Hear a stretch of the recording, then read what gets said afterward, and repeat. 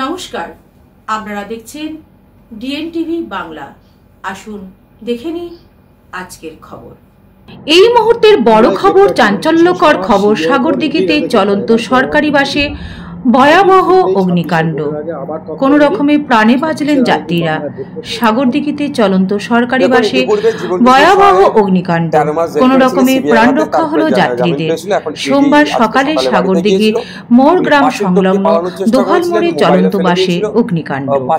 বহরমপুর থেকে ফারাক্কার দিকে যাওয়ার পথে হঠাৎ স্টেট বাসে আগুন ধরে যায়।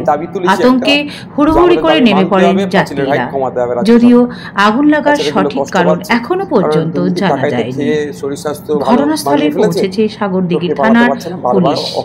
ঘটনায় ব্যাপক চাঞ্চল্যের সৃষ্টি হয়েছে এলাকা জুড়ে। সাগরদিঘি থেকে স্টাফ রিপোর্টার ডিএনটিভি বাংলা। সন্দেহ হচ্ছে নতুন করে বিজেমূলের বাইনারি তৈরি হচ্ছে না তো, যে বিজেপি তৃণমূলের যে বাইনারিটা আমরা ক্রমশ ভাঙতে পেরেছিলাম। মানুষ বুঝতে পেরেছিল যে কিভাবে আমাদের বাড়ির মেয়ে তিলোত্তমাকে খুন করার পরে সিবিআই কেসটা হাতে নেওয়ার পরেও যেন একটা ঝিমিয়ে চলছিল। যথাসময়ে চার্জশিট না দেওয়ার ফলে জামিন পেয়ে গেল সন্দীপ ঘোষেরা।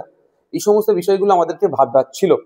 তো নতুন করে জীবন কৃষ্ণ সাহেবকে ধরাতে একদিকে যেমন পজিটিভ দিক, যারা দুর্নীতি করেছে দ্রুত ধরুক, সাথে সাথে আমাদের একটা, কারণ গোলপুরা গরু শিগুদুরে মেঘ দেখলেই তো একটু আতঙ্কিত হয়। তো আবার নতুন করে বাইনারি তৈরির চেষ্টা হচ্ছে না তো।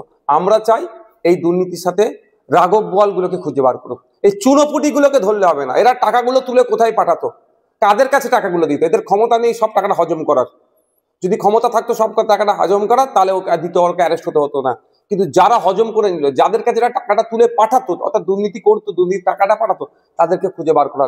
সেই রাঘব বোয়ালগুলোকে ধরা হোক, ধরে তাদেরকে জেলের মধ্যে রাখা হোক। শিক্ষা একটা পুরো প্রজন্মকে শেষ করে দিয়েছে দুর্নীতির কারণে। আজকে উচ্চশিক্ষায় শিক্ষিত হতে মানুষের অনীহা। আপনি খোঁজ নিয়ে দেখুন, ক্যালকাটা ইউনিভার্সিটির কথা যদি বলি, প্রায় 50% সিট এখনো খালি রয়ে গেছে, অর্থাৎ ভর্তি হয়নি। কেন? কারণটা কি? উচ্চশিক্ষায় শিক্ষিত হওয়ার যে প্রতি অনীহা। কারণ চাকরি নেই, চাকরি হলে আবার দুর্নীতি হবে। এটা বন্ধ হওয়া দরকার।